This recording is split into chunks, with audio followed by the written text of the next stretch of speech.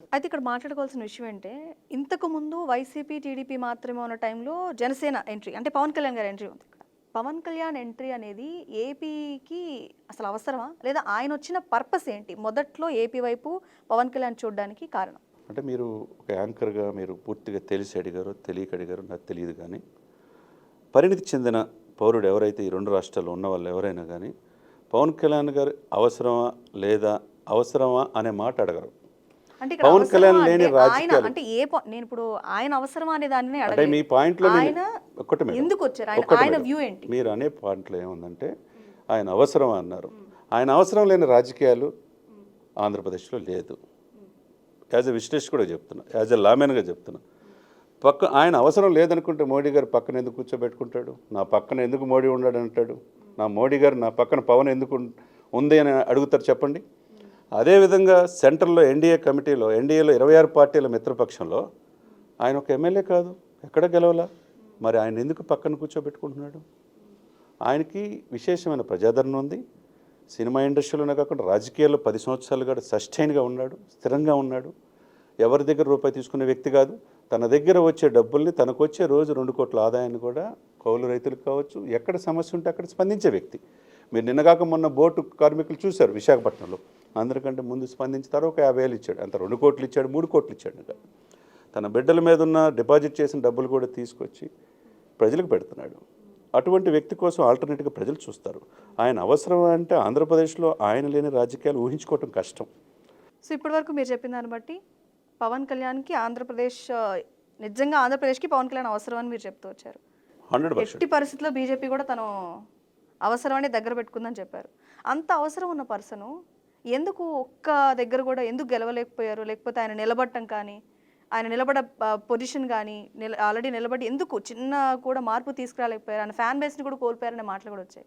ఇవన్నీ జరగడానికి కారణాలు?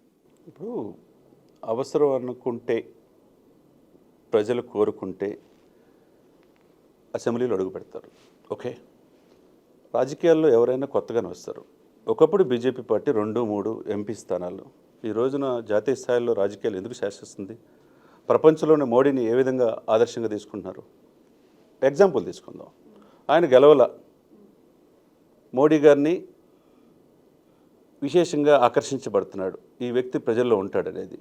ఆయన్నే పక్కన పెట్టుకుంటున్నారు. నడ్డా గారు వచ్చిన ఆయన పెట్టుకుంటున్నారు. అమిత్ షా గారు కూడా విశ్వసిస్తున్నారు. వాళ్ళకి ఇంటెలిజెన్స్ వర్గాలు లేవా? ప్రజల్లో ప్రజాదరణ ఉన్న వ్యక్తినే తీసుకుంటారా? ప్రజాదరణ బేస్లోనే వాళ్ళ దగ్గరకు చేర్చుకుంటున్నారనే డెఫినెట్గా ఈ రోజు కాకపోయినా రేపైనా ఆయన అసెంబ్లీలో అడుగు పెడతాడు. రేపు ఆయన కళ్ళ కన్నా ప్రజల కన్నా కోరికలు నెరవేరుతాయి. ఓపిక పట్టాలి రాజకీయాలు. పాలిటిక్స్ ఏంది? పాలిటిక్స్ తెలిసినోడు సక్సెస్ అవుతాడు. అంటే మొదట్లో పవన్ కళ్యాణ్ నేను సీఎం అనే ఉద్దేశంతో వచ్చిన తర్వాత నేను సీఎం కాకపోయినా పర్లేదు ఇలాంటి మాటలు అంటే ప్రజల్లో కన్ఫ్యూజన్ క్రియేట్ చేస్తున్నాయి. అంటే ఇక్కడ ఒకటి ఉందండి.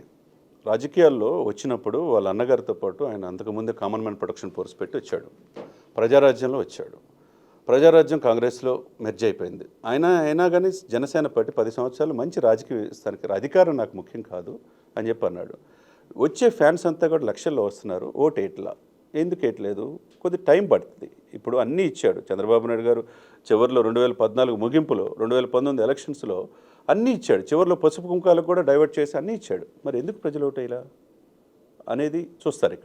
ఇక్కడ ఈయన కూడా ఏంటంటే రాజకీయాల్లో సఫిషియెంట్గా ఉండాడా లేదనేది ప్రజలు చూస్తారు. ఇప్పుడు నిన్నగాక మొన్న విశాఖపట్నం మీటింగ్లో కూడా మీరు సీఎం అని అరవటం కాదు, నాకు మీరు ఓట్లేండ్రా బాబు, నన్ను గెలిపించండి. ఒక ఎమ్మెల్యే అయితే కదా లేదని. ఒక ఎమ్మెల్యే కాకుండా ఎంత గుండె ధైర్యం ఉంటే, గట్స్ ఉంటే సమకాలీన పరిస్థితులు 10 సంవత్సరాల నుంచి రాజకీయాల్లో ఉంటాడండి ఆయన. ఎంత గట్స్ ఉండాలి? సొంత డబ్బు ఖర్చు పెట్టుకొని ఎందుకు ఉంటాడు? ఎందుకు విశేషంగా ఆకర్షించబడుతున్నారు? ఎందుకు ప్రజల్లో ఉండి ఇప్పుడు ఓటు లేదు? 8% ఓటు బ్యాంకు 2009లో 19లో పోటీ చేశాడు. వానికి వచ్చింది 8%.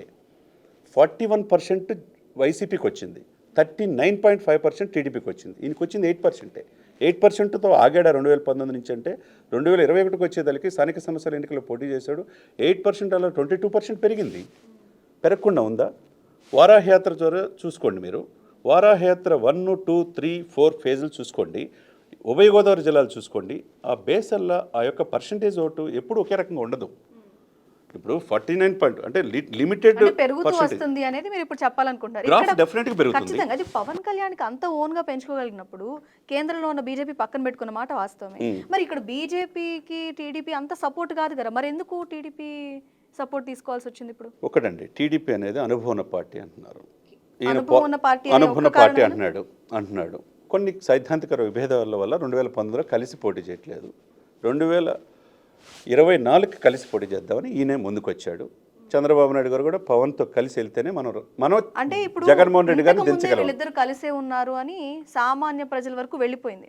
అది నేతలు మాట్లాడడం కావచ్చు, లేదంటే ప్రజలే వాళ్ళ కలుసుకోవడం, వాళ్ళ మీటింగ్స్ని బట్టి కానీ తెలుసుకోవచ్చు, ఏదైనా కావచ్చు.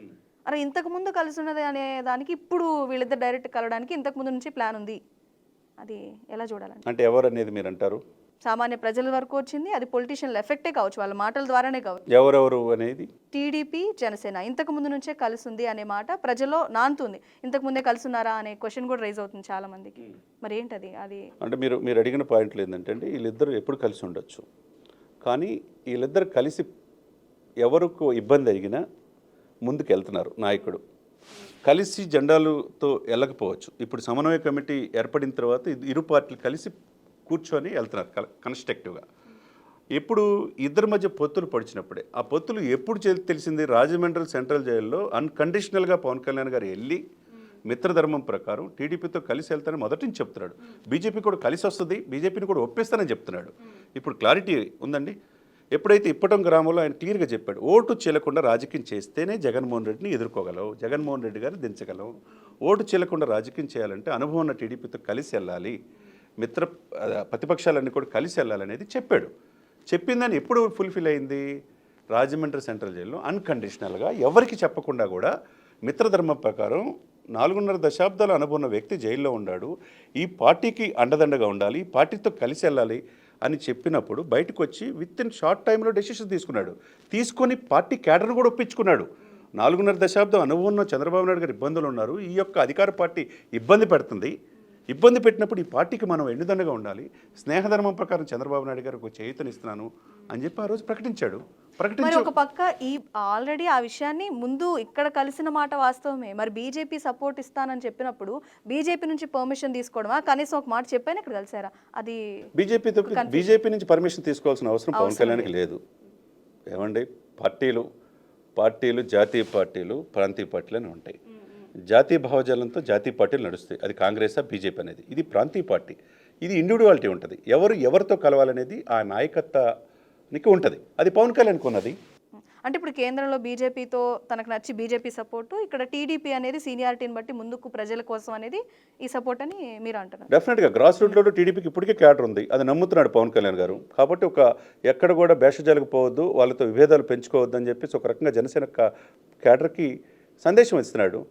మీరు వాళ్ళతో కలిసి వెళ్దామని అనుకుంటున్నాడు. ఇప్పుడు పొత్తు పెట్టుకున్న పవన్ కళ్యాణ్ 2019లో టీడీపీ కరెక్ట్ కాదు, దొంగల ముఠా అన్నట్టు మాట్లాడడం జరిగింది. ఏం చెప్తారు? అదే సమయంలో పవన్ కళ్యాణ్ గారిని కూడా ఇదే టీడీపీ క్యాడరు ప్యాకేజ్ స్టార్ అన్నారు, 3 పెళ్ళిళ్ళు ఉన్నారు, చాలా రకాలుగా అవమానించారు. అదే మనసులో పెట్టుకోలేదుగా. ఇప్పుడు సమకాలీన పరిస్థితులు రాజకీయాలు ఎలా ఉంటాయి ఏంటండి, ఎప్పుడు ఒకే రకంగా ఉండవు, పరిస్థితులను బట్టి వెళ్తారు.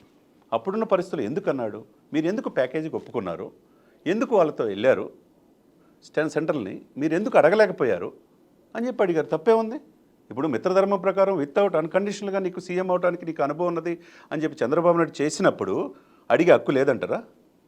మీరు రాజధానికి ఎందుకు 26 గ్రామాల నుంచి 32,000 ఎకరాలు తీసుకున్నారు, 5,000 ఎకరాలు అయితే సరిపోద్ది కదా అని చెప్పి అన్నాడు.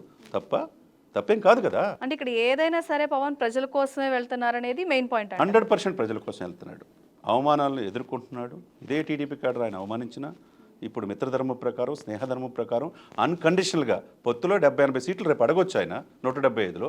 అది కూడా సమానంగా పంచుకుంటాము, మేము పంచుకున్నాం అని కూడా చెప్పడం జరిగింది. ఏమో అది ఇంకా నిర్ణయించి తీసుకోవాలా. వీళ్ళిద్దరు కలిసి అంటే ఇక్కడ పవన్ కళ్యాణ్ గురించి మీరు మాట్లాడుతున్నప్పుడు ఆయన సీఎం అవ్వాలా, లేకపోతే సమానంగా ఉండాలా, లేదా ప్రజలకు సేవ చేయాలా, ఈ 3 పాయింట్లు తీసుకుంటే ఆయన ఎటువైపు ఉన్నారు అనేది ప్రజలు కన్ఫ్యూజన్లో ఉన్నారు. మీరేమి కన్ఫ్యూజన్, ప్రజలు ఏం కన్ఫ్యూజన్లో లేరు. క్లారిటీ ఉంది అంటే క్లారిటీ ఉంది.